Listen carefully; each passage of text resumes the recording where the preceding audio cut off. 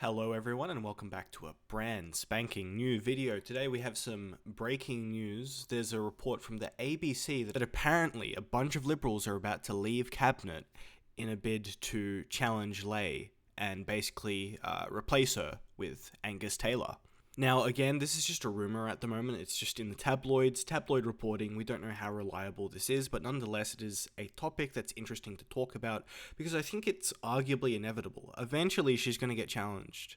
Look, if your party keeps on sliding down in the polls since you've been installed as leader, well then the only reasonable thing that's left is to change what's happening, because if you keep on the current trajectory, you're going to be non-existent in a few years. Is the death of the coalition inevitable? Who knows? That remains to be seen. History will be the ultimate arbiter and adjudicator of that matter, right?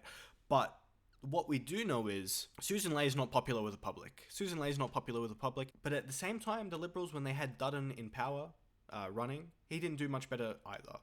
People didn't like the far right stuff, okay? However, what's interesting to note, and I wonder like how this would change today, it was the newness of Trump and his crazy rhetoric to his allies.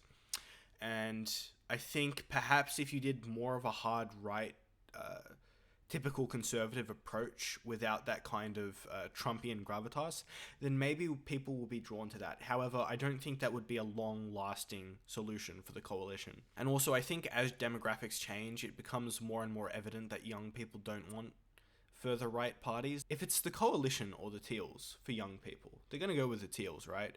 They want their economic stability. They don't want to be taxed. Fuck you, don't tax me. Fuck you, don't change my area. But at the same time, they're pro-gay marriage. They're pro-trans stuff. They're pro-climate stuff. And the Liberals do have a faction of that, right?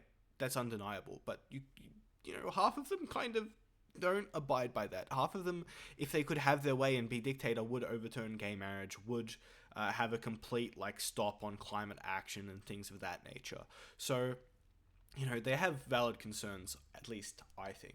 If you were to ask me my take, what's going to happen? Look, the news is crazy. Australian politics has been crazy recently. We have one nation as the new opposition, at least currently. That may change in the future. But if you were to ask me what will happen to the coalition, my guess is they're probably not going to spill yet, but they're going to spill sometime later this year, and Angus Taylor's going to take over. Hastie's pretty obviously ruled himself out because of prior reports in the news. Taylor would be more of a better pick anyway if you're going to go with a hard right person, because he's a bit more experienced. He knows the rigmarole. He's a Rhodes Scholar. He's had experience running as deputy with Dutton. He saw the failures. He saw what worked, what didn't. And I'm going to be honest, I think it wasn't necessarily Taylor that brought down the coalition as someone like Jim Chalmers might suggest. I think it was Dutton. I think he was scary. I think the Trumpian rhetoric really backfired. I think trying to placate the middle class when he was very obviously a very, very wealthy man, and very obviously his kids would not struggle. That the whole stunt with his kid, oh, my kid will never own a house, that was absolutely ridiculous, and even supporters of the coalition thought, what are you doing? You look so fake right now. Stop that.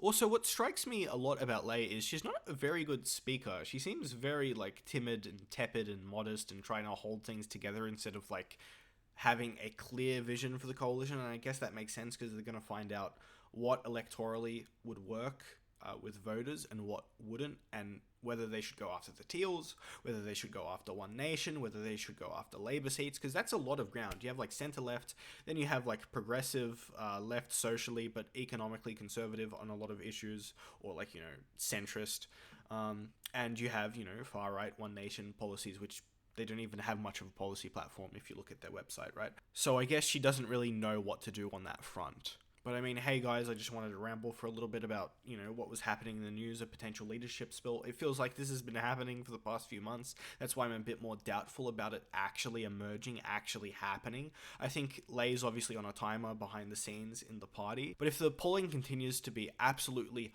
horrific for the coalition, then I think it's going to happen sooner rather than later. Thanks for watching, guys. If you enjoyed this video, remember to like, comment, and subscribe.